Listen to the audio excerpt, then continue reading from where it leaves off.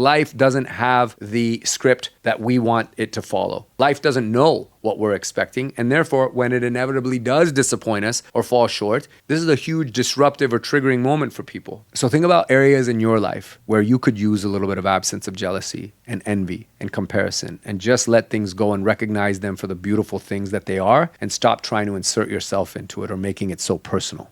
When you pass away, regardless of how many people are at your funeral, whether it's 5 people or 5,000 or 50,000, how do you want them to remember you, and what is the one word you want them to remember you by?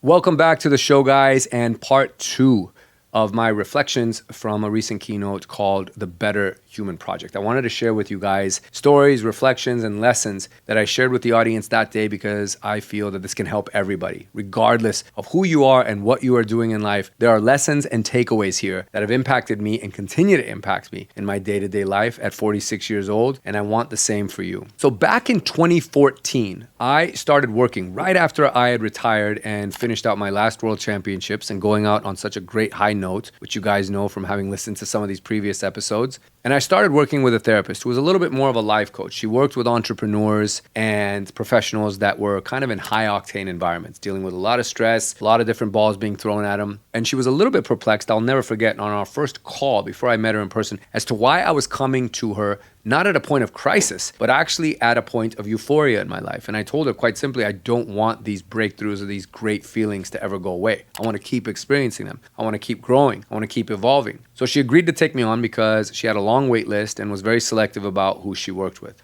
She was also very expensive, but it was worth every single penny still to this day. And on our very first sit down, she asked me point blank, I want you to define for me, and there's no right or wrong answer, on what it is to be happy. What makes somebody happy versus unhappy? I sat there in some silence. I stared at her, got a little bit uncomfortable, a little bit awkward. And I kind of dropped my gaze and was staring down at the floor, even looking at my shoes. I remember this like yesterday. I was trying to come up with the answer. She said, look, you don't need to figure this out right now. I want you to think about this. Consider it homework. I actually had a flight that week to New York because I was flying back east to see my dad. So that's a long flight. I had a lot of time on the plane going and a lot of time on the plane coming back. And in that 12 hours, if you put it all together, probably of flying time, I was able to come up with an answer that I'd actually written down in my journal.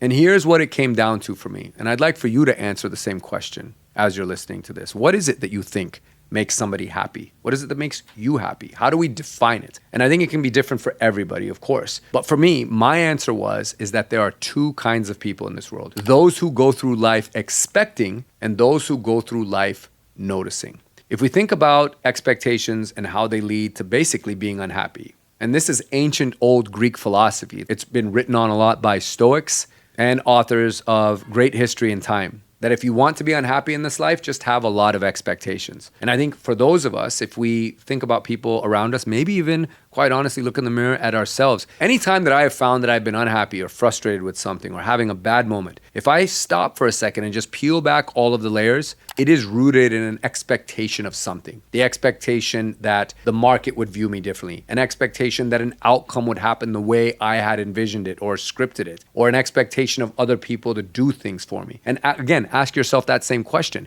Every time you've been led to disappointment or you found yourself to be really unhappy or frustrated or just dissatisfied with life, I promise you, there is a root or a common denominator of expectation. So if we look at people that are constantly short-circuiting around us, it's simply that. Their expectations are not being met because life doesn't have the script that we want it to follow. Life doesn't know what we're expecting, and therefore, when it inevitably does disappoint us or fall short, this is a huge disruptive or triggering moment for people. Now, conversely, on the other side, for who I defined as people that are happy, if they go through life noticing, just actually being present, and this is much easier said than done, guys, so don't get me wrong. I'm not a full-fledged 100% of the time practicing person of this tenet that I just shared with you. But if you really stop and think, all the times that you've been happy or there's been content or harmony, if you're just noticing what's going on around you and you're not attached to outcomes or there is no expectation, life is actually okay right here in the present. We're not anxious about something that hasn't happened by thinking about the future. We're not depressed by attaching ourselves to something that happened in our past or in our history.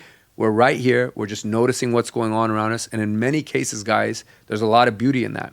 You see great stories of people that are overcoming things, or people that are doing more with less, people that have overcome, people with LFG energy. It's all around us if we just pay attention and notice. That to me is what defines actually being happy. So I shared this with the therapist when I got back from the trip. I was really excited, kind of like somebody in school that was very eager to present or share my answers with this person because I was hoping they'd be impressed by it. She said, I hadn't heard that before, but that's very good. And that's your personal mantra, if you will, and we are going to keep it. And we used it as kind of a cornerstone in all of the framework and all the building and all of the just development that we would do over the span of the next 5 to 6 years. And what I'd like to do with you guys today on this episode, after you've taken a quick moment to perhaps think about how you would define happiness or what to you makes somebody or other people happy, or even you yourself happy, is to actually share some of the things that I have noticed, quote unquote, through my upbringing. Now, I've said this before, a huge part of my formative and developing years was spending every summer as a kid in India. You see, we went to school and grew up here in the States, my brother, sister, and I. And even before my sister was born, because she's 8 years younger than me, my brother and I and my mom, who taught school, so she was out of school the day we were out of school. Literally the next week, we were on a plane to go to India so that we could connect with our grandparents, our cousins, our culture. Now, this is ideally not the time for those of you that have been to India, or you yourself are Indian listening to this. You know that going in summers is difficult. It's actually quite hell, literally, because it's hot as hell. Like temperatures well above 100 with full humidity. But still, that was the time for us to go. My father would join us because of his work schedule pretty much during the last couple weeks of our trip and then fly back with us. But when I look back, it was a magical time and it was a whole nother world. And it taught us so many lessons that I actually keep with me to this day. Lessons of true humility and understanding the difference between haves and have-nots. What is actually people's faults versus what isn't. Now, I'm blessed because I was very close with all 4 of my grandparents. I had amazing relationships with all of them. But my grandmother, or my nani, as I refer to her, on my mom's side, was the one I was very, very closely connected to. Still to this day, I hear her voice in my head. I have photos of her that I look back on, and her lessons are always coming out in some way, shape, or form in some magical way. Now, in India, at that time when I was a kid, women didn't really work. Some of it was societal rules. And oftentimes, women were really at home to take care of children, grandchildren, and maintain the household. But my grandmother volunteered at a hospital 2 days a week. And it would really upset me because she'd be gone for most of the days. Now, I don't remember what days they were, but for purposes of sharing this story, we're going to say that it's on Tuesdays and Thursdays. So I would get really upset when she would leave. And I would say, Nani, why do you have to leave? And she says, I got to go. I'll be home soon. And she'd come back late in the evening and I wouldn't get to see her and it would really upset me. One particular day that I'll never forget, she held my hand and walked with me down this very long driveway before getting in a rickshaw to go to the hospital because it was in the same neighborhood. It wasn't far. And I said, Nani, why do you have to go if it's not your job? If you're not working there, then why are you going? I couldn't make any sense of it, and I was 8 years old. And she told me, listen, I go because it's the right thing to do. And I still hear those words, and it punched me in the chest. And it was at that moment that I knew, at the age of 8 years old, that I wanted to be in service to other people. I saw how happy and kind-hearted and incredibly decent of a human being that my grandmother was, and I wanted to emulate it in any way I could.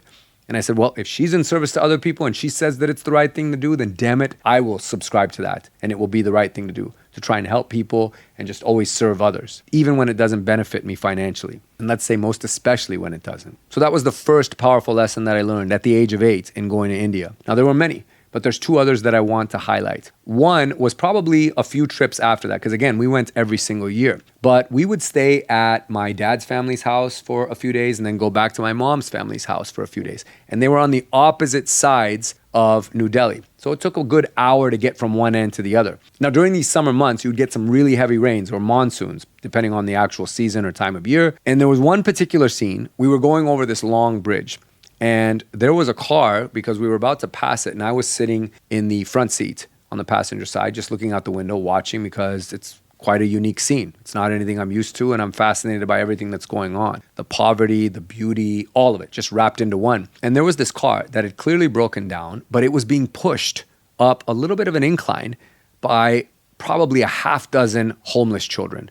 Some of them were wearing nothing but loincloths. And the ones that did have clothes on them were completely soaked because it was raining. And there was something I noticed, and it was one of the most valuable lessons to this day that I've ever learned. These kids were all smiling. They were all happy. full of joy as they were out in the rain doing something so divine, which was just helping. They were helping push this car because it had broken down to get it up over a ridge so that it could maybe catch some momentum and be able to kickstart itself, like a lot of cars in India at that time. But in seeing how happy they were, and instead of being unhappy that it's raining or that this person has a car and they don't, and this person is probably going home to a house or a nice place to live, and these children are on the streets, there wasn't any of that. There was no envy. What I learned in that moment was the valuable lesson of the absence of jealousy. And I think this is a tenet that we all need reminding of, because there's too much jealousy, there's too much envy. And comparison, as we've all been taught, is the thief of joy. When we compare ourselves to others and we think about all the things that we don't have, that's the fastest way, or maybe the second fastest way to end up unhappy. First being having expectations, as we talked about earlier in this episode. But that lesson has stayed with me, and I'll never forget the sight of those children. I can close my eyes and look at it and think of it just like it happened yesterday.